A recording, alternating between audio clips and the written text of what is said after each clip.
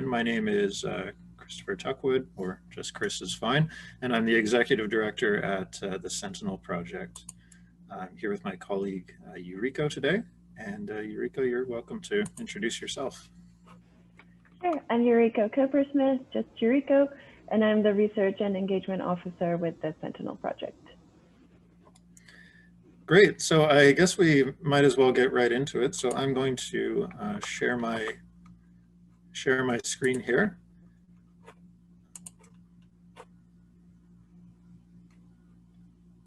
And hopefully that works for everyone. Can you just confirm that's full screen and showing properly? Yes, looks good. We're good. Okay, great. So thanks again, everyone, for joining us. As we mentioned, Yuriko and I, we work for an organization called the Sentinel Project. And we're an NGO focused on assisting communities that are at risk of mass atrocities, facing that threat worldwide. So we don't have a specific geographical focus. We're very needs driven in terms of where we work and how we work. And underneath that mission, or really holding up that mission, are two pillars. One is direct cooperation with communities in harm's way, and the other is the innovative use of technology.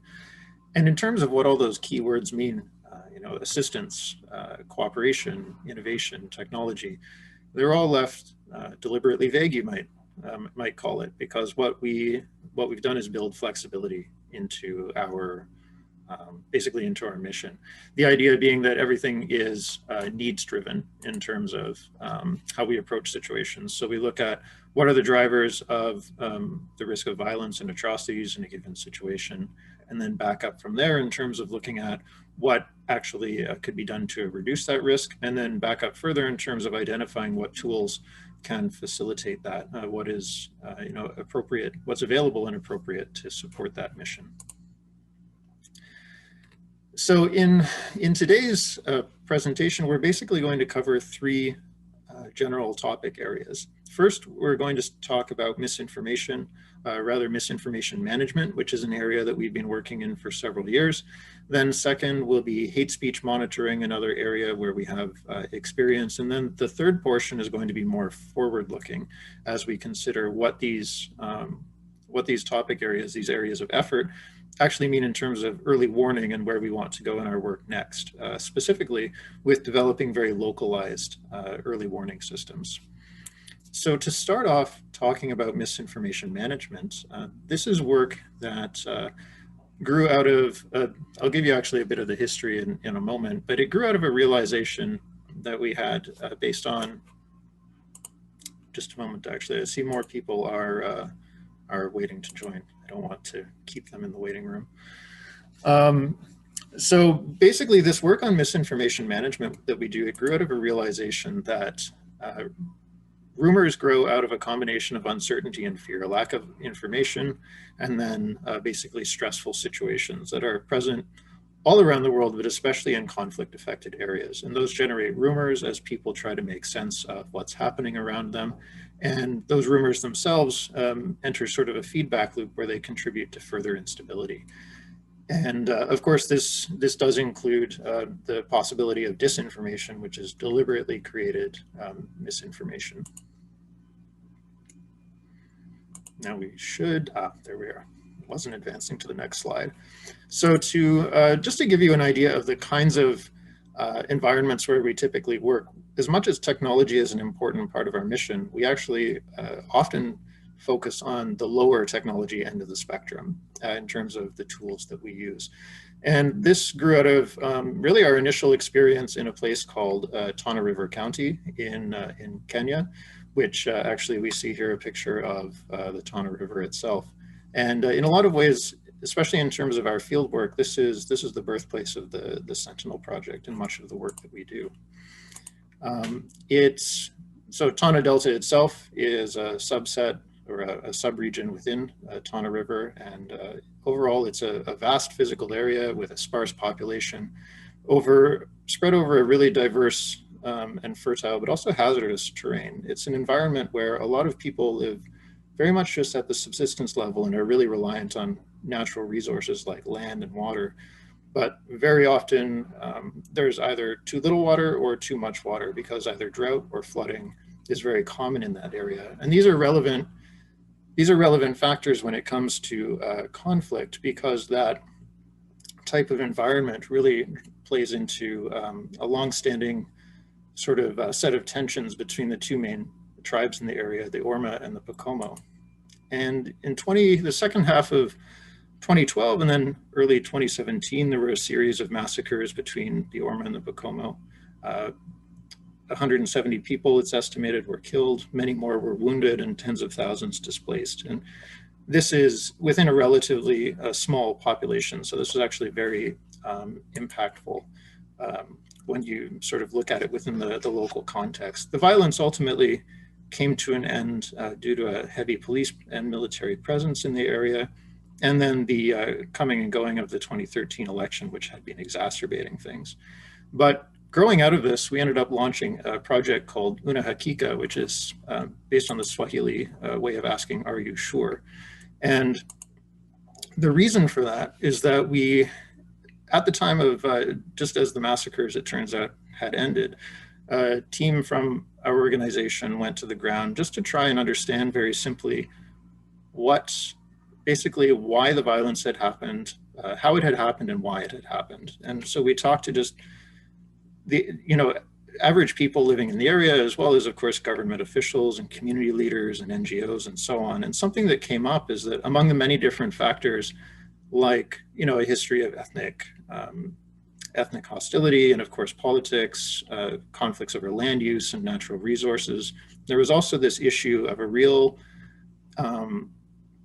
sort of information deprivation in the area. There was no local media, no local radio station, though that has now changed. People didn't have a way of knowing really what was happening in the next village over. And there were a lot of rumors circulating about things like, intentional grazing of cattle on farms from opposing communities, things like Pokomo health workers being accused of injecting poison instead of vaccine into Orma children, and things like arms shipments, impending attacks, and so on. So what we did was we set up a system based around a piece of software we've developed called Wiki Rumors. And basically, this is an approach that we've now started using in multiple countries, but it basically operates as an interactive mobile phone-based information service. So for the average person in the community, they're able to engage with the system through a variety of channels, such as SMS, voice calls, social media, mobile applications, project website, and also a network of trained volunteers called community ambassadors, who act as basically proxies for people in the community who can't, or for whatever reason won't, engage through the technological channels.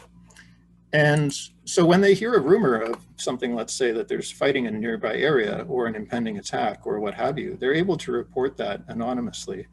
And then our team will actually, we log that into our system, try to map the spread of the rumors, and then actually investigate and verify using things like trusted sources and site visits. And ultimately we report back to the community.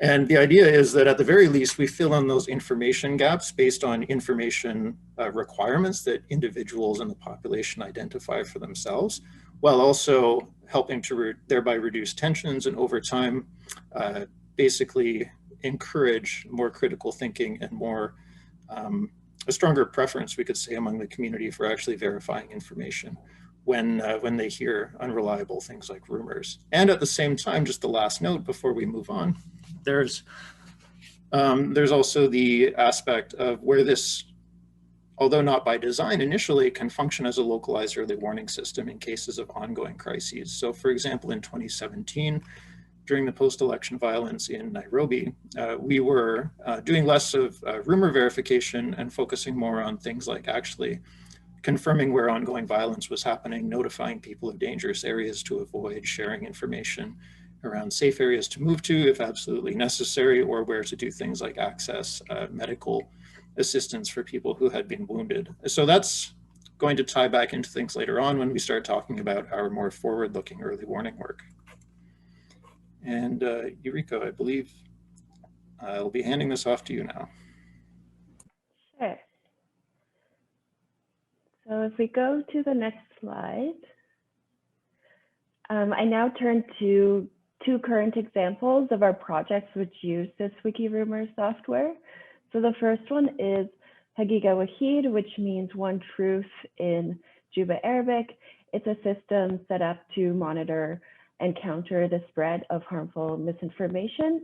And we first set up Hagiga Wahid in the Rhino Camp area of northern Uganda in 2018, and we're currently expanding this project in South Sudan. So like Chris mentioned with Una Hakika in Kenya, Hagiga Wahid subscribers can report rumors through different channels such as text messages, voice calls, social media, and our network of trained volunteers. The project team then investigates to determine the facts and reports back to the community with the accurate information through the same channels that were used for reporting. So over the course of the project, the team also engages in peace building, additional peace building work. So if we go to the next slide, these are some examples of the rumors that have been captured by our system in Hagiga Wahid. So generally speaking, we get rumor reports about ongoing fighting, military interventions, impending attacks, and of course, right now around COVID-19. I'll give you a chance to read these before I move to the next slide. Okay, and in the context of Hagiga Wahid, our software allows us to recognize the spread of rumors over time and space. So this first screenshot of the heat map shows one specific rumor and where it spread. And these two pie charts demonstrate the topic rumors as they've come up in our system. So our tool enables us to really understand the overall picture of how rumors are spreading in one given location. In this case, it was Uganda, and the kind of rumors that exist in that location. And if we go to the next slide, our next example is Kijiji cha Amani, which is Swahili for Peace Village. This is another similar misinformation project to Una Hakika and Hagiga Wahid. It also focuses on the role that misinformation plays in sparking and prolonging violence. This project, Kijiji cha Amani, is located in the North Kivu region of the Democratic Republic of Congo, as you can see on this map. And it's also more designed as a locally initiated initiative, and training and support are provided by the Sentinel Project. It also has a greater focus on localized early warning for civilians. And I'll end there on the examples of our current work. Back to Chris. Okay, so that's all that we've got time to say about our misinformation work at the moment. But so as we move on to the second portion of the presentation, we're looking at an initiative called Hatebase. So this initially grew out of the Sentinel Project and operates a bit independently now. But what Hatebase is essentially a multilingual. Here are actually some key points for you to look at as I describe it. It's a multilingual database of online hate speech. So what we've done is build up a large lexicon of hate speech related keywords in various different languages. And then in addition to that is also a piece of software that is continuously monitoring various online basically online outlets such as social media, and trying to identify the actual presence of hate speech based on taking that lexicon and then applying some contextual rules. So it's actually global in scope. We don't have a specific geographical focus with this, but it can be regionally focused in theory. We could sort of turn the software's attention to a particular area. And the idea behind this is that initially, from our perspective, we were looking at hate speech as a potential early warning indicator, of course, for instability, violence, and atrocities, for reasons that I'm sure a lot of people will be able to imagine. But of course, it was never meant to be used in isolation, but actually in conjunction with other data, such as misinformation, for example. So the idea, so what we've also done actually to ensure that it gets the widest possible, basically value delivered, is to make it open for others to use. So the data set is accessible for people like academic researchers and NGOs and even private companies, in fact, to use for their own purposes, whether that is something like research or actually informing programming on the ground. And so we've got, as we can see on the next slide, we actually have quite a few, almost 3,000 users who are using that database of over 3,700 different terms in 98, the last time I checked, 98 different languages and 176 different countries around the world. Just to give you a quick overview of how it works, this flowchart kind of demonstrates the process by which Hatebase initially finds content online, applying basically just a simple keyword search to identify the use of certain hate speech terms, let's say a racial slur as an example. And then looking at the content that that contains those keywords and then matching that, or rather running those through a set of contextual rules to identify whether or not they appear to actually be hate speech. Because as of course, I'm sure a lot of people will know, while there are some very cut and dry examples of terms that are almost always used in a hateful manner, there's also there are a lot more ambiguous cases where context is really critical, which is what makes this a really challenging technical problem to teach software how to basically understand a human problem. But just to give you a simple example of a contextual rule that the software can apply is to look for things that are in quotation marks. So if there's a hate speech term and that appears in quotation marks, then that indicates, or it could be an indicator, that in fact it is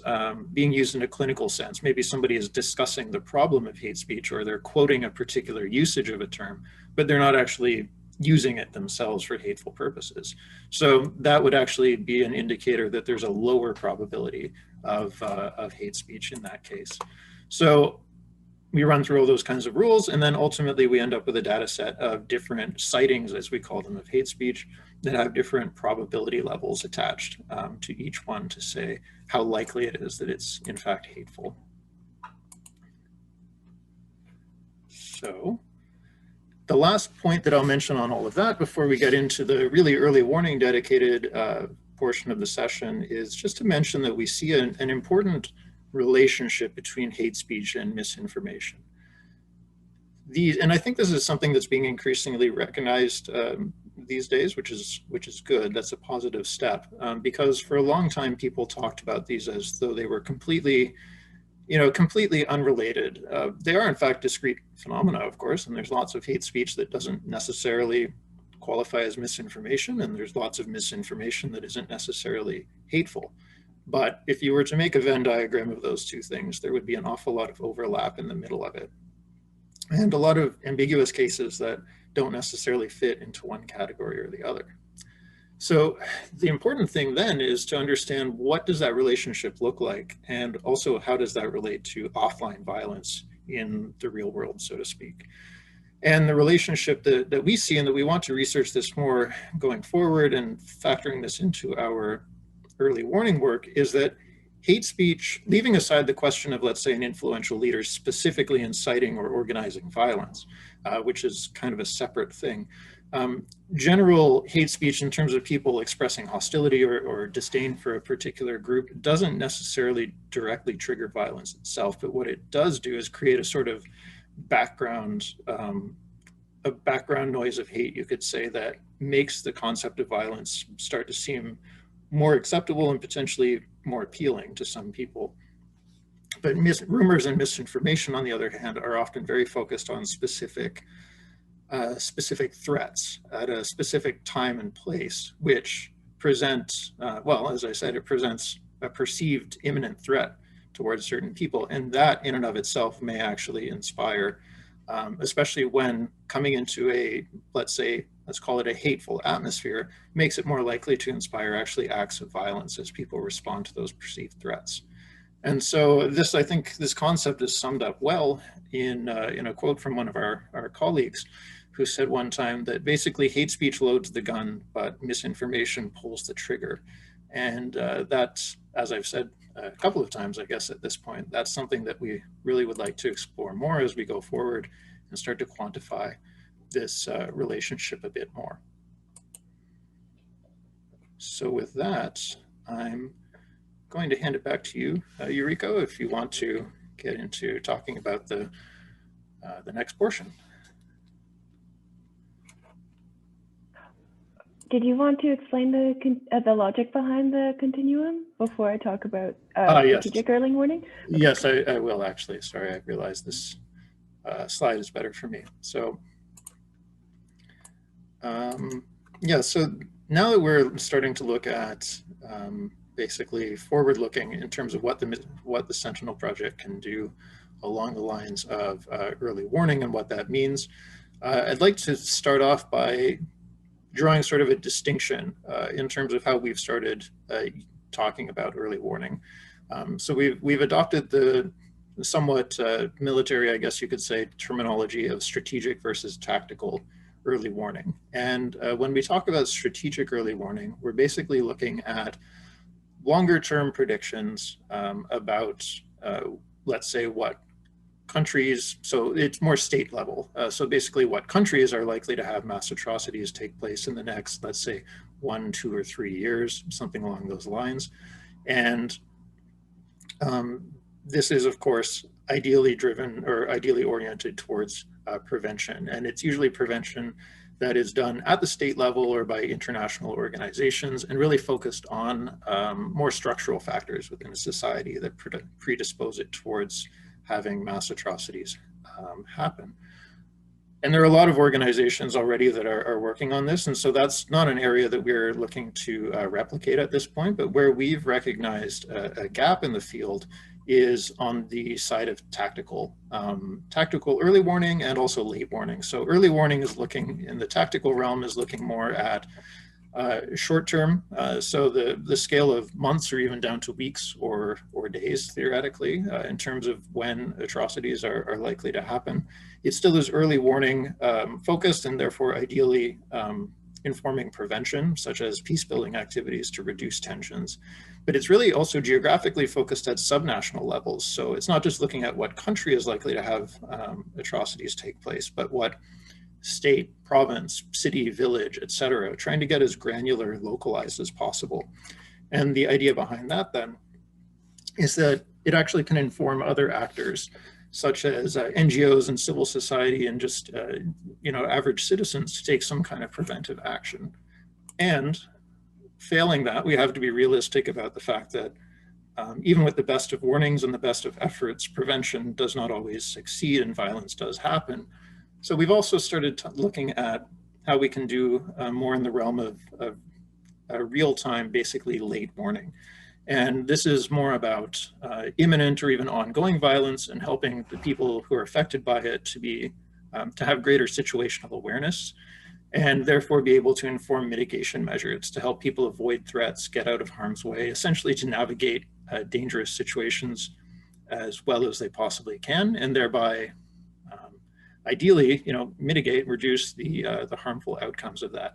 And again, this is much more focused at non-state actors and also working at subnational levels. So I'll hand it back to you.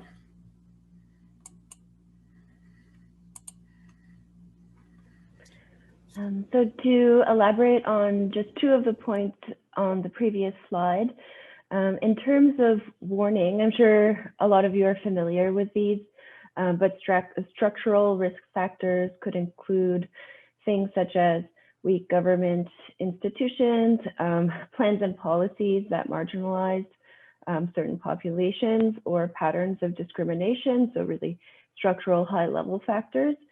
So for example, the 2014 Framework of Analysis for Atrocity Crimes, which is used by the UN Office on Genocide Prevention and the Responsibility to Protect, assesses specific situations.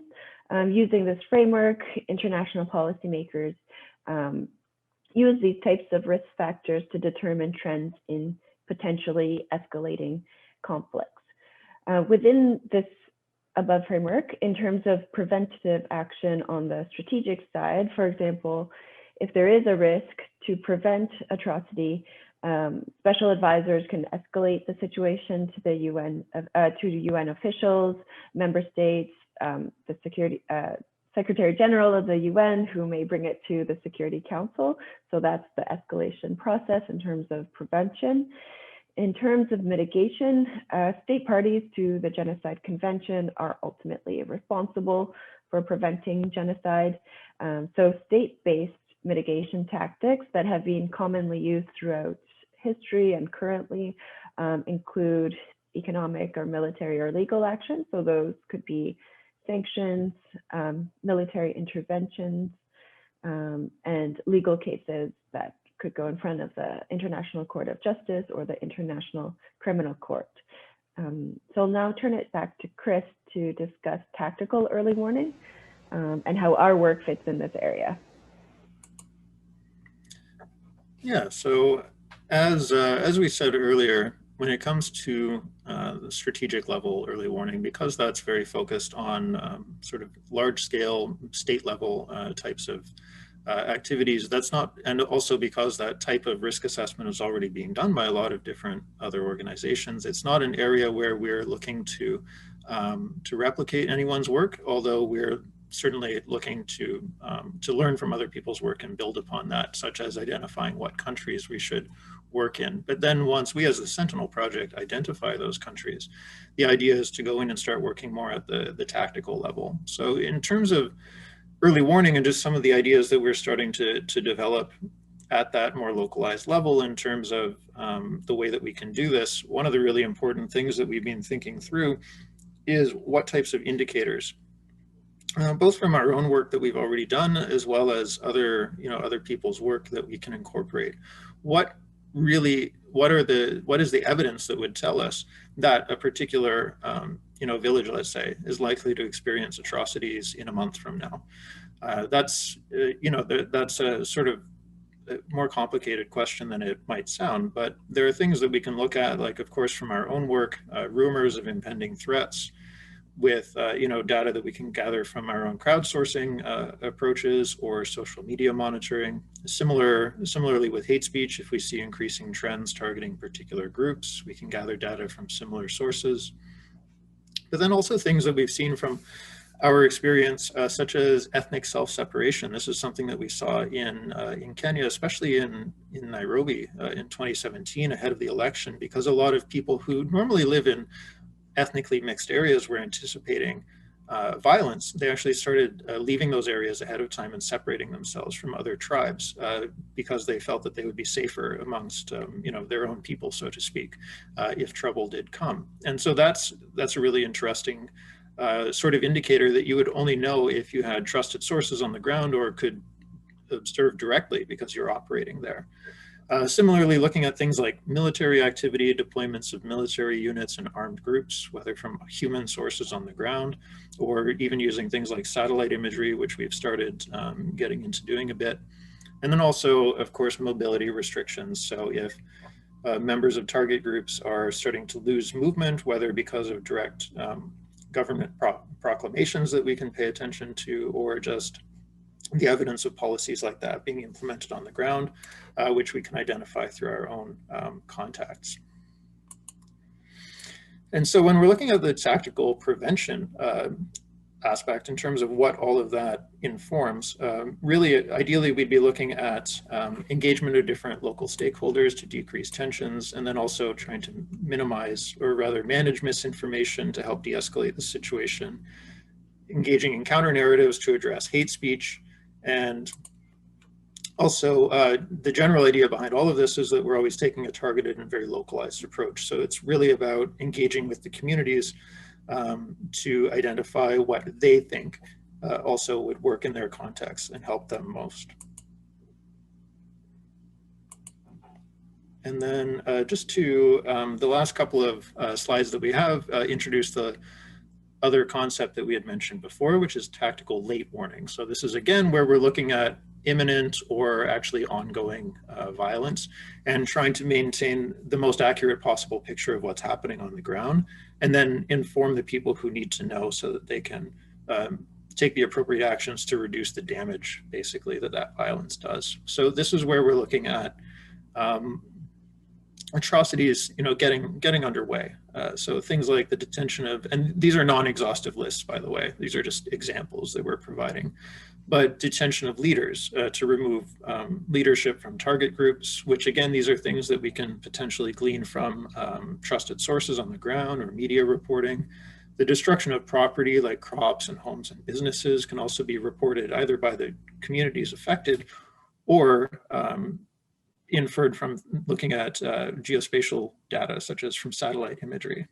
Communications blackouts, which of course would also make other aspects of our work more challenging, are in and of themselves indicators that perhaps state forces are planning to take certain actions in an area which they don't want to be able to be reported to the outside world. And we can see lots of examples of this sort of thing from around the world, from places like Myanmar and Ethiopia quite recently as well.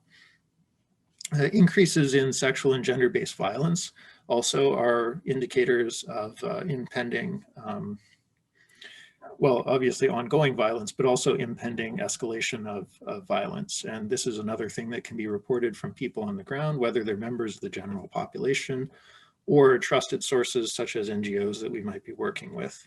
And then lastly, of course, a very straightforward one is killing of target group members, either as individuals or in massacres, if those start to happen.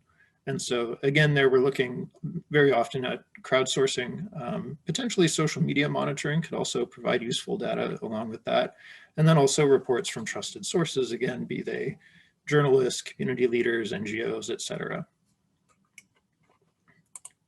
And just lastly, the idea then with late warning is that this would inform tactical mitigation strategies. So that's where we're looking again at working with communities that are affected to identify the approaches that they feel would make the most sense, and then us trying to support those.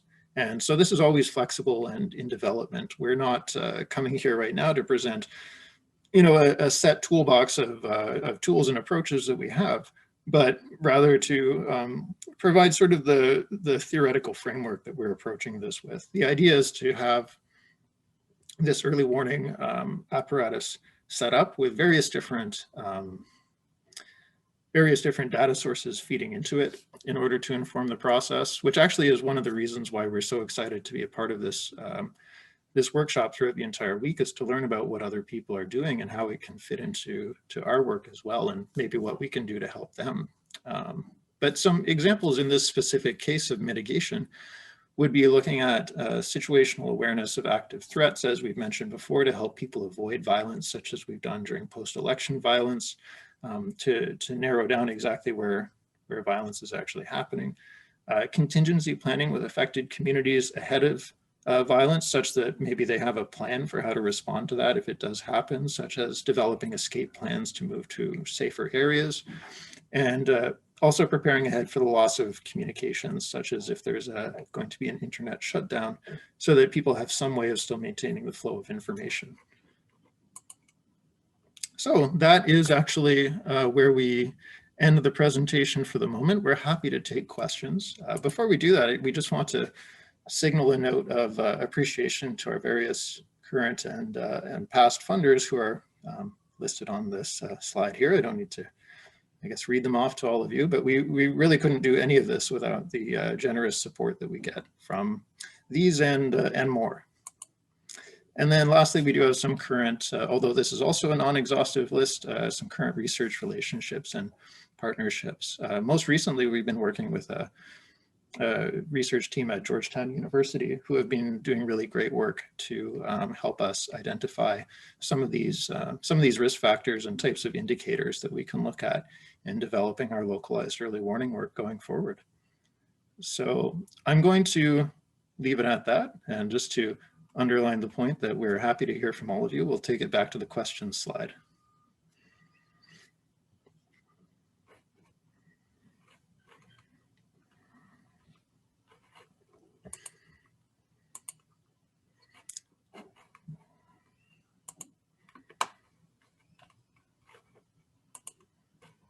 So I'm going to stop my screen sharing because it wasn't showing me the chat window otherwise. So we've got, unfortunately, we did go a bit over time, but we still have about 8 minutes left, I think, for questions. And we're happy to stay online a bit longer afterwards if anyone wants to discuss anything. I see a hand raised, but I'm not sure how to. Yeah, so we've got Jonas, we can. Yeah, can you hear me? Yeah, we can yeah, hear you, actually. Yeah. Fantastic. First of all, thanks a lot for your presentation and the project that you're working on. Very, very interesting and impactful. Maybe taking a bit of a detour from the early warning focus that you had just now, your work, especially on misinformation, really reminded me a lot of the challenges that we faced in 2018 in North Kivu with the Ebola response, where there were a lot of rumors that really cost lives, literally, and significantly disrupted the mitigation efforts both by the government and by international health actors. I was wondering whether, besides the specific sort of communal conflict applications that I think you're focusing on right now, you maybe already had projects or are thinking about projects in the health sector where I think this sort of tool could be really, really valuable and sort of aligning, maybe supporting public information campaigns to enable a coherent and fast response. And yeah, thanks again for the great work you're doing. Oh, thank you. That's very kind of you. So to answer your question, the short answer is yes. In fact, we have done that sort of thing before, though admittedly, it's always been as sort of an auxiliary effort to our primary focus on conflict and violence. But for all of the reasons that you said, that misinformation, has a significant impact on public health efforts. And in fact, as you mentioned as well, sometimes can turn public health, a public health issue into public safety and a conflict issue, or rather a public security and conflict issue. We have done that. It's never been by design, so we've never done a specifically health-focused project. But there have been cases actually going back before the pandemic or back before the Ebola crisis, just dealing with like localized cholera outbreaks in Kenya. We definitely supported the local public health authorities, both in disseminating information for them if they had an important message to go out, but also helping them to maintain some situational awareness, because we did encourage people to report any rumors or they had heard or questions that they had about cholera. And so in DRC, we did a little bit of that also around Ebola, and then more recently with COVID-19 in a few different countries. Great, thanks. I hope that was the answer you were looking for. There were a couple of questions in the chat that I could read aloud, but Chris, I think they would be best addressed by you. Sure. Do you want me to read them? Okay. Can you tell more about the database and the logic behind workflow of database? I'm not sure if that means Hatebase or Wiki Rumors. Yeah, actually, could the person who asked that question clarify which database?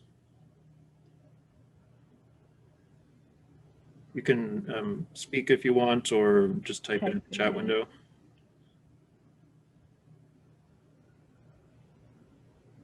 Hatebase.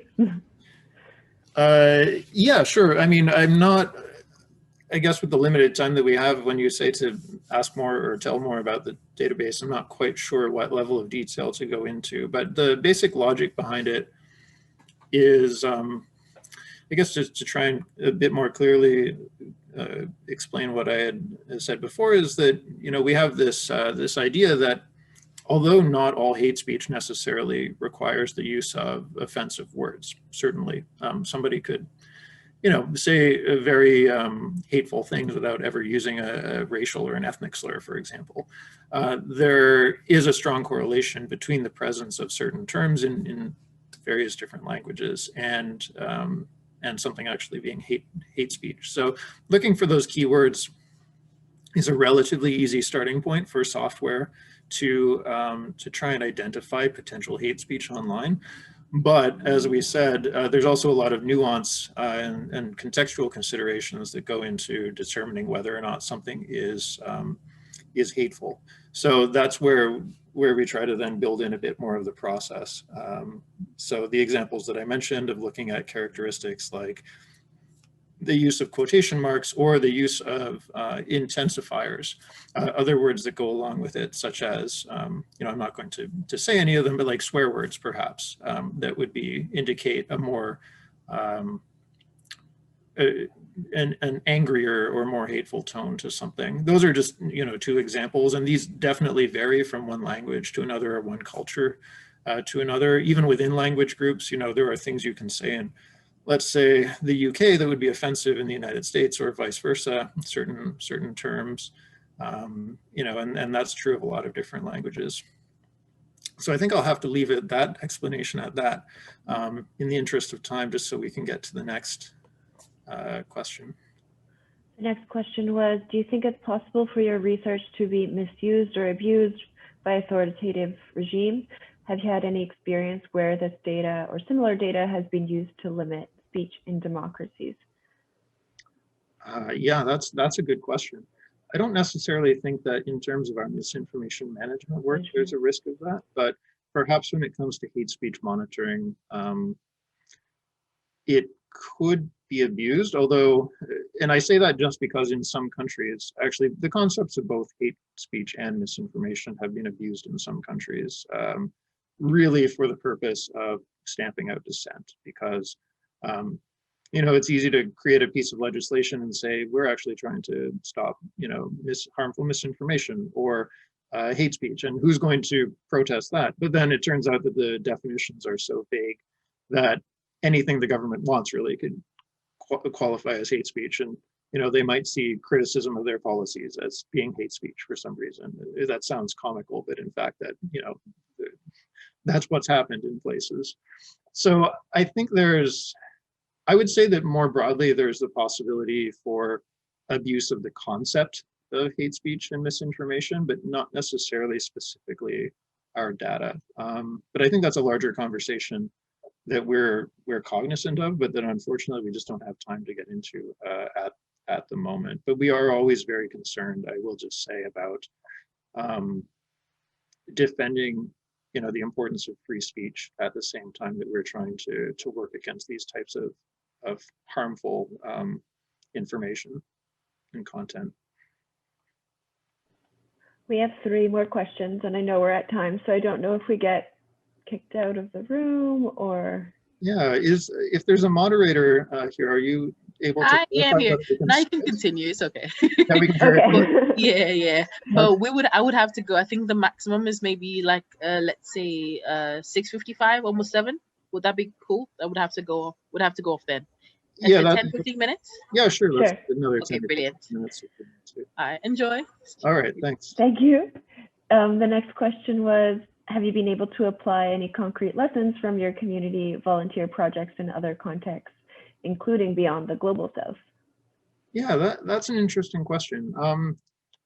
I guess the short answer is no, in terms of ourselves, just because we have, not by design that we're dedicated to working in Global South countries, it's just for the types of issues that we work on. As of right now, those predominantly occur in Global South, in the Global South, by which I mean the focus on things like mass atrocities and intercommunal conflict. That's not to say, what I'm not saying is that misinformation and hate speech are not problems worldwide, because they are, regardless of the level of a country's wealth or development. But yeah, so we ourselves, the short answer again is just no, we haven't really applied that beyond that kind of context. But what we do try to do as much as possible is to disseminate the knowledge that we've generated from our work and the experience that we've had, so that other organizations can maybe learn from it and carry on or use it elsewhere. And I know that, although I can't point to any specific examples, I know there have been organizations that have been that we've talked to that have been interested in learning about this sort of thing for use in, let's say the United States, where in recent years we've really seen a lot of issues around misinformation, disinformation, definitely hate speech, and the increasing polarization that those are driving in society. The next question was, how do we get access to Hatebase? How do you disseminate this information? Is it through a subscription? I've shared the links to Hatebase and to Wiki Rumors, but Chris, if you wanted to discuss a bit more about Sure. Dissemination, I guess. Yeah, so the way that Hatebase works is it basically is a repository for all of that data. So we don't really actively disseminate it, let's say, but the users who sign up for it are able to go in and extract that data based on their needs. So it's free for people to sign up, create an account.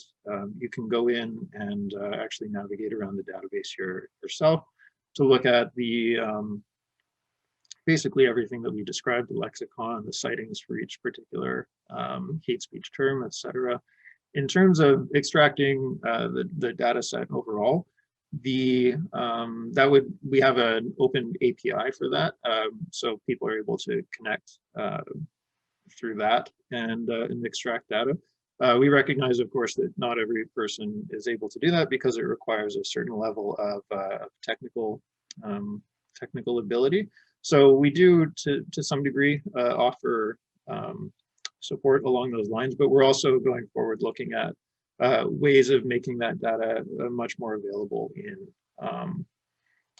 a sort of a public repository that doesn't require interacting at a more technical level, so to speak, with the software. The next question is forward-looking. How do you structure your teams to do multi-source analysis to build an overall picture, integrating several sources such as satellite imagery and hate speech monitoring? Yeah, what's that? Bringing data sources together. I muted myself. Oh, okay. Yeah, that's a really good question. So in terms of doing this sort of multi-source analysis and fusion of data from different sources, I don't have a solid answer to that right now because a lot of this, as Yuriko noted, is more forward-looking. We've done, I think, pretty well so far in terms of looking at what I guess you could call single source analysis, or not single source, but single data type analysis. So for example, within our misinformation management efforts, we definitely use multiple sources when verifying things, but that's multiple sources in the sense of maybe consulting with community members and leaders and NGO staff and government officials and journalists and so on. The range goes on. But in most of those cases, we're dealing with human sources in networks that we've built on the ground over time. We haven't, in those cases, relied so much on things like satellite imagery so far. So I would say this is still an open question going forwards in terms of how we build up that expertise in our team and then build those teams and get people working together. We're very happy to hear from anyone who has ideas on this. We definitely encourage you to contact us and share your thoughts, especially if you have experience doing that sort of thing. One thing that we don't necessarily talk about a lot, just because people sometimes get take the wrong connotations from it, or give the wrong connotations to it rather, is trying to learn from the intelligence community and the intelligence world as much as possible, because a lot of these concepts already in that very different realm are being applied all the time. We're just trying to take that and turn it around to a civilian-based violence prevention and humanitarian kind of context. The last question is, do you ever use face-to-face workshops to verify which terms are hate speech and which are not? Also concerning your work with Haqiqa Wahid, do you only work in Juba or do you also work in other areas outside of the capital? Yes, so to answer the first question, we have in fact done face-to-face workshops like that in order to verify, what terms are hate speech, or also what contextual conditions might determine whether or not a term is being used in a hateful way. So we've done those face-to-face before, and in fact, we were going to be doing a lot more of that recently under a current project that we have ongoing, where we're trying to build a global network of different individuals and organizations in various different regions that can help us to basically stay on top of these contextual factors and how things evolve in different contexts. But with the pandemic, we haven't been able to do a lot of that in terms of in person, but we're switching to doing more online consulting or consultations along those lines. And then with regard to the question on South Sudan, so no, we actually we had a slide that we ended up taking out of the presentation, which covered this, and it demonstrated the different areas where we're working. But we started the pilot project originally in Juba within South Sudan itself. Giga Wahid actually started in northern Uganda first, in Rhino Camp refugee settlement, because this is actually a transnational issue when it comes to the South Sudanese conflict in terms of misinformation flowing back and forth across the border.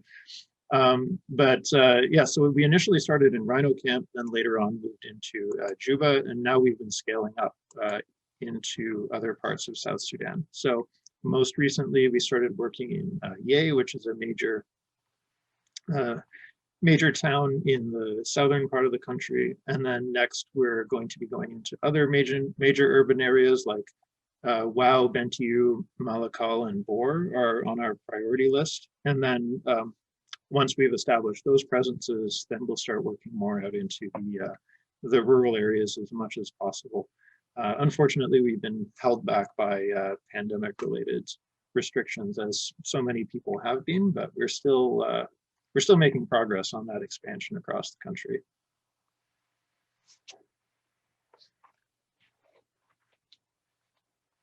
So I see some other messages, people saying thanks, which we very much appreciate. You're all welcome.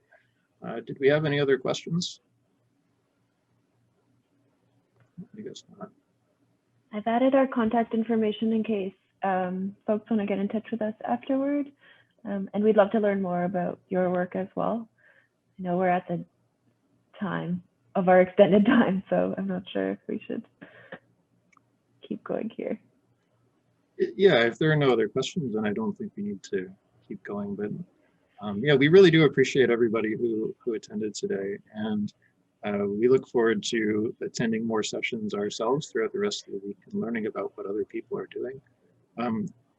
It's unfortunate that this event couldn't be happening in person, because it would have been really great to meet all of you and have a bit more of a deeper engagement. But I hope that we'll be able to form some connections from this and actually work together in the future. Because I think, especially going back to the question of how do we integrate different data sources into one sort of comprehensive picture of a given